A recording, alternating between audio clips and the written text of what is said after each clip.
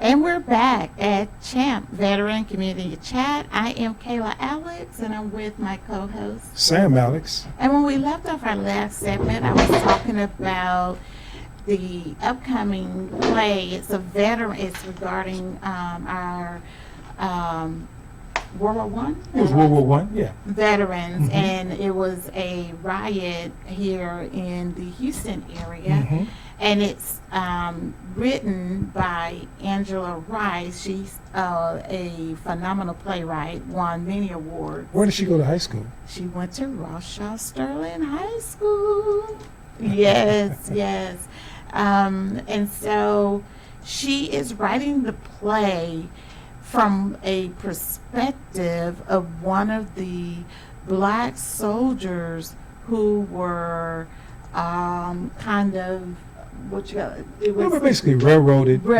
Yes. So they had some vigilantes who assumed and just wanted to, railroad these black soldiers. And so it's coming from the black soldiers' perspective right before they lost their lives. And these are heroes in our country that fought for our country, and yet they had to deal with the atrocities coming back home by some vigilantes. And so the play is November 16th, and there's a showing at 2 p.m. and a showing at 7 p.m. at Anderson Center for the Arts. And C.H.A.M.P is a sponsor. So check it out. You want to check it out, just feel free to make sure you get your tickets at Eventbrite at AngelaYRice@gmail.com. And again, like I said earlier, it will be in our description. Yes, and so this is the post-election edition of C.H.A.M.P Veteran and Community Chat.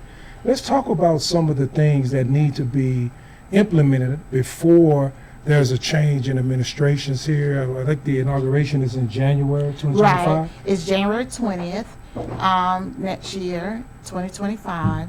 And so one of the impacts that will affect veterans is their benefits. And so there is a significant change on how you'll be approved for your claims.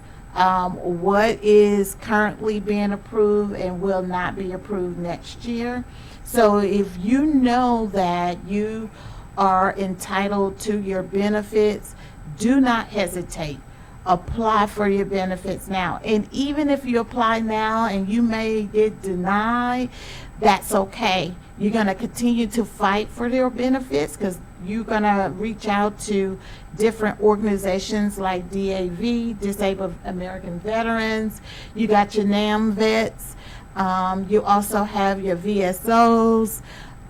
So there are so many Wounded Warriors. There are so many grassroots organizations that can kind of walk you through the process and help you get approved.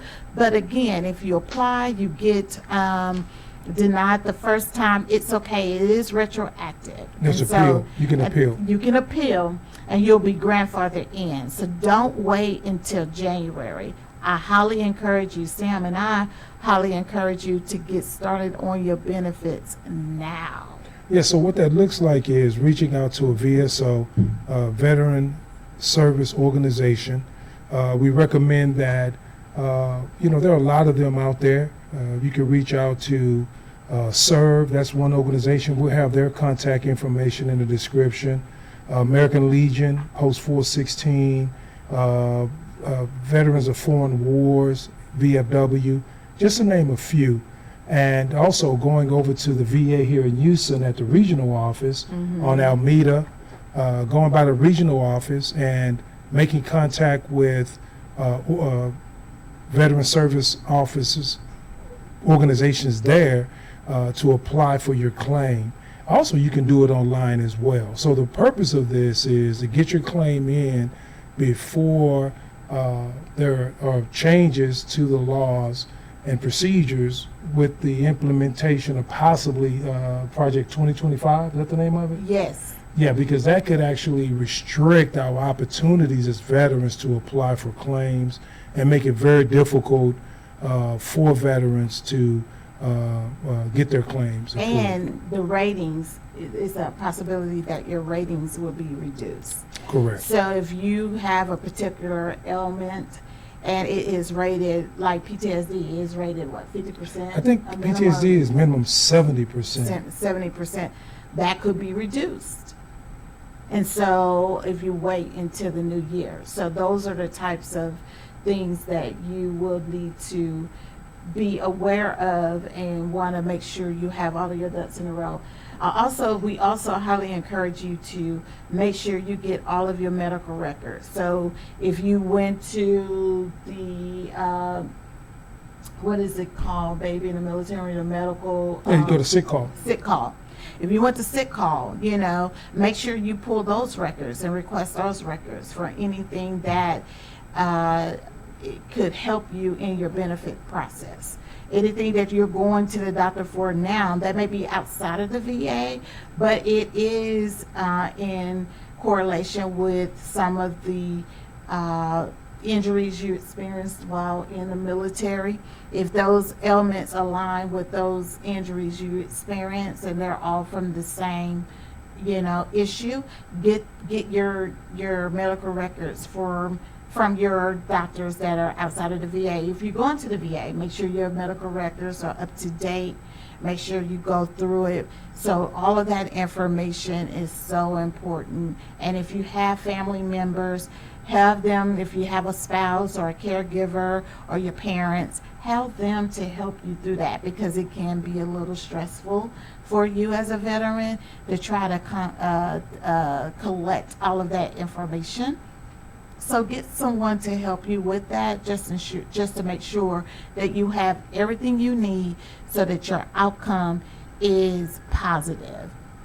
You mentioned that. I know that we've had several persons who have worked with veterans in the claim process on the show. And what I hear often is diagnosis. And so if you have that diagnosis from the VA, and or like Kayla mentioned, outside the VA, your personal doctor, that's so important when you do your claim or you're doing your appeal to your claim. And so it's so important that you do it now. Oftentimes, we as veterans will wait or will not file a claim saying, hey, there's other people out there, I'm dealing with headaches or I'm dealing with a back injury, but hey, compared to those that lost a limb, no. If you've earned these benefits, it's so important because it impacts your family as well. Mm-hmm. And so with the changes that could be coming with Project 2025 and things like that, veterans, we suggest that you not wait and file immediately right now to get your claim in so you can start the process.